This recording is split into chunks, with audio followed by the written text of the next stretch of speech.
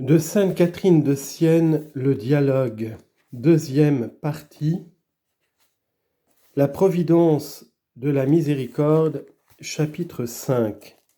Comment Dieu pourvut en une circonstance particulière au salut d'une âme. Veux-tu savoir, ma fille, combien le monde se trompe sur les mystères de ma providence ? Eh bien, ouvre l'œil de l'intelligence et regarde en moi. Tu verras le cas particulier que j'ai promis de t'exposer. Ce qui sera dit de celui-là peut être appliqué en général à tous les autres. Pour obéir au Père éternel et souverain, cette âme fixait alors son regard sur lui avec un désir ardent, et le Dieu éternel, lui découvrant la damnation de celui qui avait été le sujet de cet événement, lui disait : « Je veux que tu saches que pour arracher cette âme à l'éternelle damnation dans laquelle tu vois qu'elle se trouvait, j'ai permis cet accident, afin que par son sang il trouvât la vie dans le sang de ma vérité, mon Fils unique. Je n'avais pas oublié le respect et l'amour qu'il portait à Marie, la très douce mère de mon Fils unique, à laquelle ma bonté a accordé en l'honneur du Verbe que quiconque, juste ou pécheur, l'honorerait comme il convient, ne serait jamais la proie du démon infernal. Elle est comme une amorce posée par ma bonté pour prendre les créatures douées de raison. C'est donc par miséricorde que j'ai procuré ou permis cet accident que la volonté perverse des hommes d'iniquité qualifie de cruel. Mais leur jugement procède de l'amour-propre qu'ils ont pour eux-mêmes et qui, en les privant de la lumière, les empêche de connaître ma vérité. Ils la connaîtraient bien s'ils voulaient chasser cette nuée, ils l'aimeraient, ils n'auraient que du respect pour tout ce qui leur arrive, et au moment de la moisson, ils recueilleraient le fruit de leurs travaux. Pour ce que tu me demandes, sois assurée, ma fille, que j'exaucerai tes vœux et ceux de mes serviteurs. Je suis votre Dieu, le Dieu qui récompense tous les labeurs et accomplit les saints désirs, pourvu que je trouve qui frappe vraiment à la porte de ma miséricorde sous la lumière de la foi, pour ne pas errer et pour espérer fermement en ma providence. Chapitre 6, où Dieu explique sa providence à l'égard des hommes et se plaint de leurs infidélités. Exposé d'une figure de l'Ancien Testament qui enferme une précieuse doctrine. Après t'avoir montré ma providence dans une occasion particulière, je reviens maintenant à son action générale. Tu ne saurais te faire une idée de l'ignorance de l'homme. Il perd tout sens et tout jugement dès qu'il met en lui-même son espérance et s'en remet à sa propre sagesse. Ô homme insensé!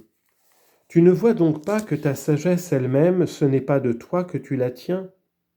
C'est ma bonté qui pourvoit à tes besoins qui te l'a donnée. Qui te le prouve ? Ta propre expérience. Combien de fois n'as-tu pas souhaité de faire une chose sans pouvoir et sans savoir la faire ? Une autre fois, c'est le temps qui te fera défaut, ou si ce n'est pas le temps qui te manque, ce sera la volonté. Tout cela vient de moi, tout cela, ma providence l'ordonne à ton salut.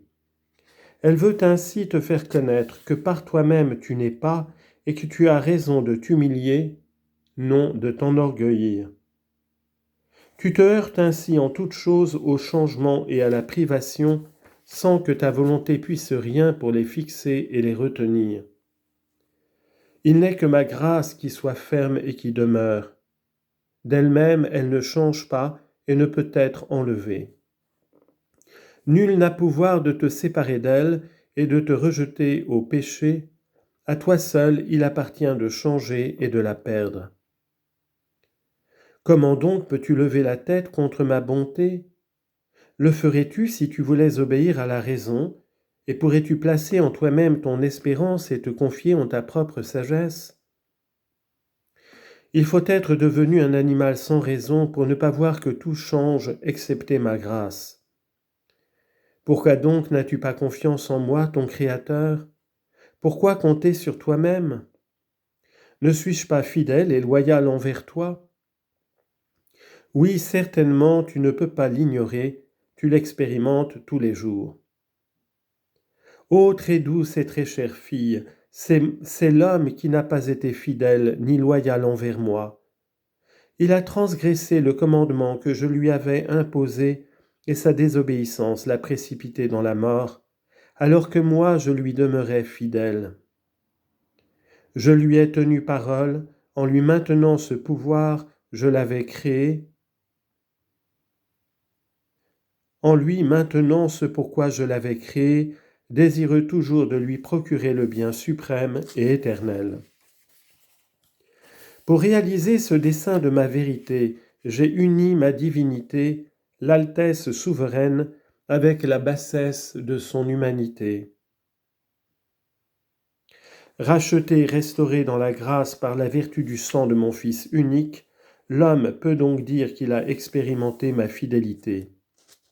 Et pourtant il doute encore, semble-t-il, que je sois assez puissant pour le secourir, assez fort pour l'assister et le défendre contre ses ennemis, assez sage pour éclairer l'œil de son intelligence, ou que j'ai assez de clémence pour vouloir lui donner ce qui est nécessaire à son salut. Il paraît croire que je ne suis pas assez riche pour faire sa fortune, ni assez beau pour le remettre en beauté. L'on dirait qu'il a peur de ne pas trouver chez moi de pain pour le nourrir, ni de vêtements pour le couvrir. Toute sa conduite révèle bien que c'est ainsi qu'il en juge. Car s'il croyait en moi vraiment, sa foi ne produirait-elle pas de bonnes et saintes œuvres? Chaque jour, cependant, il éprouve que je suis fort. N'est-ce pas moi qui le conserve dans l'être et le défends de ses ennemis? Il voit bien que nul ne peut résister à ma force et à ma puissance. Du moins, s'il ne le voit pas, c'est qu'il ne le veut pas voir.